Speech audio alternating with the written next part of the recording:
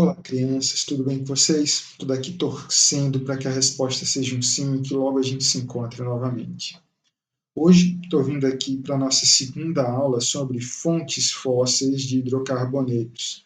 Na aula passada a gente falou bastante sobre o petróleo e hoje a gente vai ver algumas fontes a mais além deles, tá bom? Então, sem enrolação, vamos começar a nossa aula de hoje? Bora lá. Então, a gente hoje pode começar a falar primeiro sobre o gás natural. Ele costuma ser encontrado associado ao petróleo, ou seja, lá no momento da perfuração, né? Você chega até o bolsão onde está o petróleo, você tem aqui uma camada logo acima. Deixa eu mudar bem aqui a cor para a gente simplificar, colocar o amarelinho. Essa parte de cima aqui a gente poderia dizer que é o gás. Então, ele está associado ao petróleo, uma mistura de ao petróleo, uma mistura de hidrocarbonetos denominada gás, em que a predominância é o metano, que é o CH4, tá? É uma substância polar, inodora e menos densa do que o ar atmosférico em condições ambientes. Sua principal aplicação é como combustível dos fogões e de uso doméstico aos automóveis, tá? Sua combustão é menos prejudicial ao meio ambiente quando comparada, por exemplo, com a gasolina, uma vez que esse gás apresenta menos teor de impureza, tá? Até por conta disso. Eu destaquei para vocês que ele pode estar ali associado junto com o petróleo, mas também não é incomum que a gente tenha situações onde tenha só o gás metano ali separadinho, tá bom? Ele também é produzido pelo gado, pelos ruminantes em geral, quando a celulose é degradada dentro do sistema digestivo, e aí são produzidos outras substâncias, como os ácidos graxos voláteis, que são usados pelos ruminantes como fonte de energia. E gás carbônico também é eliminado junto com metano. Além disso, a gente encontra metano nos aterros sanitários, onde o lixo e a terra são depositados em camadas sucessivas, né? E aí vai ter a degradação de matéria orgânica lá. A mesma coisa acontece nos pântanos, tá? E o metano é formado formado nessas localidades, tipo pântano, é chamado de gasolixo, biogás ou ainda gás de pântanos, tá? Dependendo de onde ele esteja colocado. O Brasil não é autossuficiente em gás natural, por mais que produza. Prova disso é essa construção que está aí, tá? Já há um bom tempo, que é o Gasbol, que a gente importa muito do gás natural aqui do Brasil, da Bolívia, e a gente tem um gasoduto Brasil-Bolívia. E nele rola muita energia nesse meio, e sem contar que é algo muito grande, só de olhar no mapa, sair da Bolívia, chegar até São Paulo e ir até o Rio Grande do Sul. É muita coisa. A gente está falando de uma extensão de 3.150 quilômetros. Tá? Começou a ser construído em 1997 e entrou em operação em 99. E ele passa por 5.000 propriedades e 136 municípios distribuídos aí, como vocês podem ver, entre o Mato Grosso do Sul, São Paulo, Paraná, Santa Catarina e Rio Grande do Sul. E ficou empregado aí tubos de aço de 81 centímetros para garantir a vazão diária, que hoje pode estar ainda em torno dos 30 milhões de metros cúbicos de gás, tá bom? Mas não é só o gás natural, que é um combustível fóssil. Tem um outro que é bem interessante na sua história, que é o gás de folhelho, que a gente chamou por muito tempo de gás de xisto.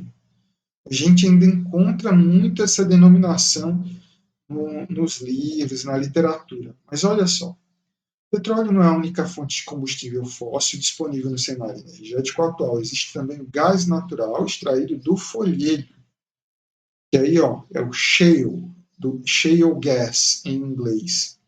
O folhelho é uma rocha argilosa de origem sedimentar, porém, por causa de uma confusão na tradução no Brasil, costuma chamar o folhelho, shale, de xisto, schist.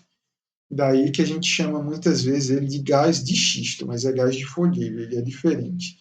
Que eu tenho um exemplo, né, para vocês de como seria essa rocha. E ele está envolto em um monte de situações aí que merecem muito cuidado e atenção, principalmente por conta da sua extração, né? Que é feito mais ou menos dessa maneira. Deixa eu mudar a cor aqui da caneta para a gente conseguir visualizar. Então, é perfurado um tubo até chegar na camada rochosa do folhedo. Acho que esse verde ainda não está legal, vamos de vermelho mesmo. É feita essa perfuração até chegar à rocha. Mas, como eu disse, ele é uma rocha. E aí, o que que faz? A gente perfura em várias direções, tá?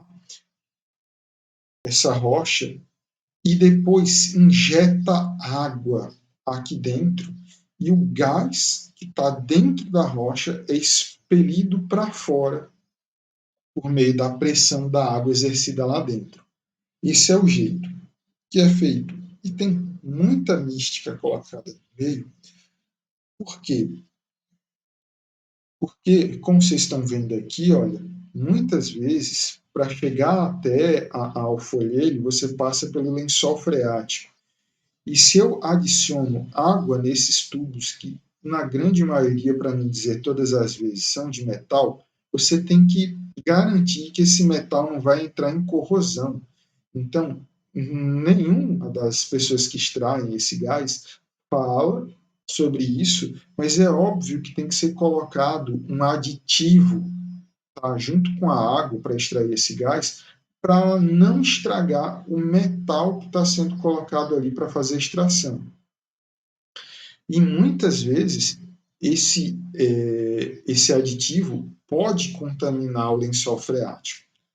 Muitos lugares do mundo acabam por não permitir isso aí, a extração do gás de folheiro por conta do volume de água que é gasto, tá? Pela contaminação dos lençóis freáticos também, que é um fato muito recorrente, e óbvio por outros fatores de impacto ambiental. A gente pode destacar aí alguns lugares que proíbem no seu território a exploração desse tipo de gás. A gente pode destacar aí a França, a Bulgária, a Alemanha, a Austrália, tá? A Espanha e os Estados Unidos também proíbem o uso dessa técnica aqui, que a gente chama de fraturamento, né? Porque você chega até a rocha e quebra ele para extrair esse gás. Tá legal? Então, a grande diferença deles é só essa, que você vai ter que empurrar um certo volume de água para extrair o gás de lá de dentro.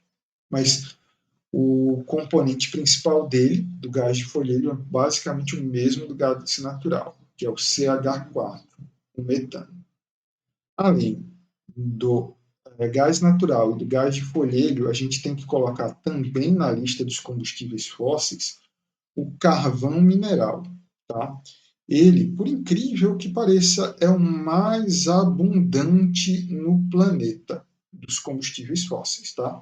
Há registro do consumo dele, já utilizavam lá em 80 antes de Cristo, os romanos usando. Ele também é denominado como carvão de pedra ou carvão de fóssil e foi o principal combustível da Revolução Industrial. Só que, com o passar dos anos, desenvolvimento da indústria automobilística, o carvão foi sendo substituído pelo petróleo ao longo do século XX. Tá?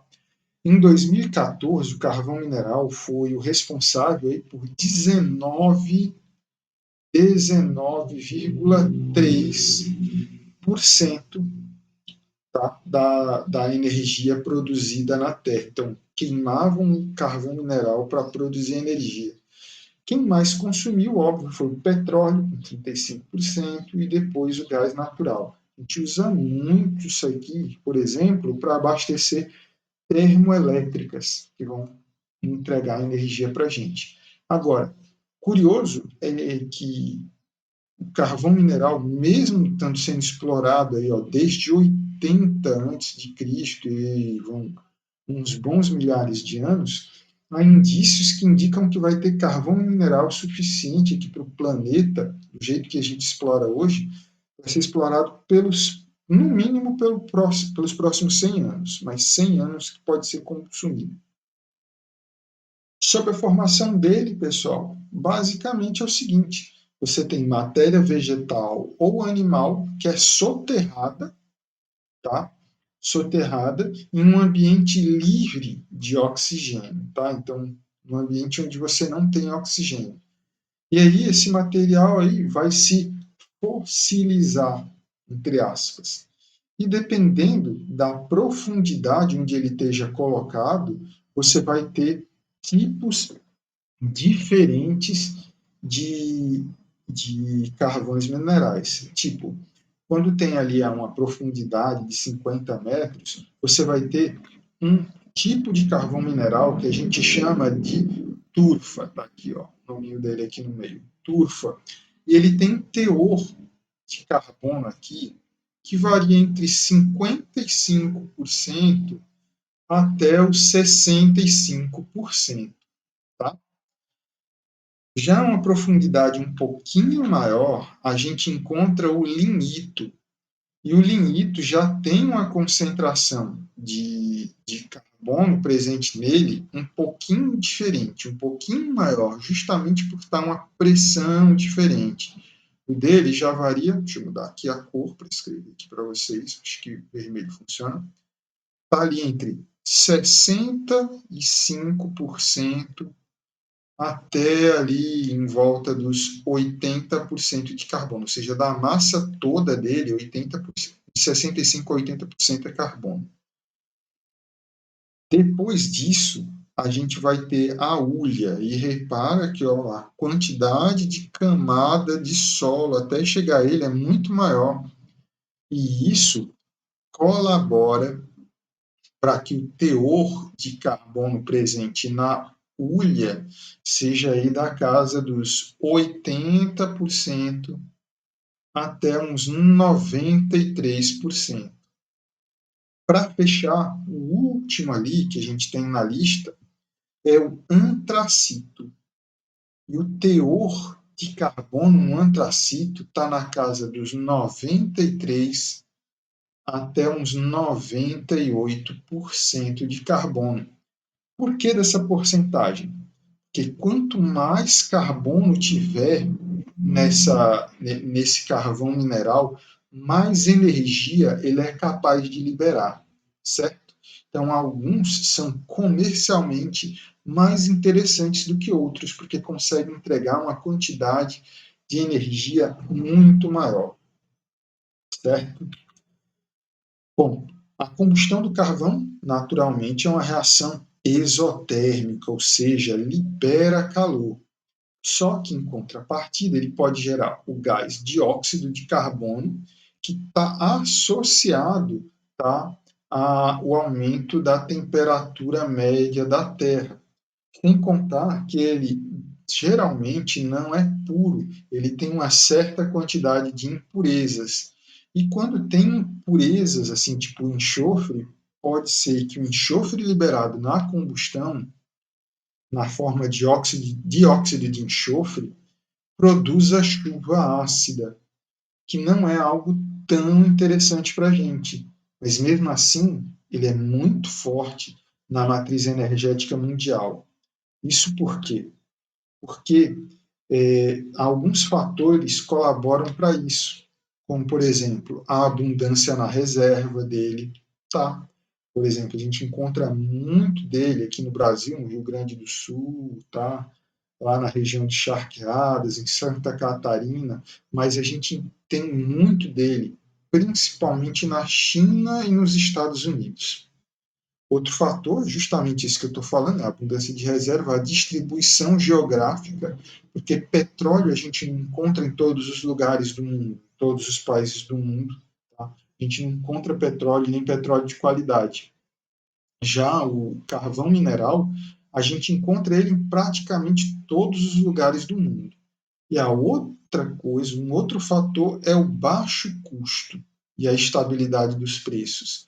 Tá? A gente tem carvão mineral sempre como algo mais em conta dentre os combustíveis fósseis e de quebra os preços deles sofrem pequenas variações. E, como vocês sabem, o dinheiro rege muita, mas muita coisa. No Brasil, ele é usado muito desde 1950, em especial, para abastecer termoelétricas, tá? A carvão.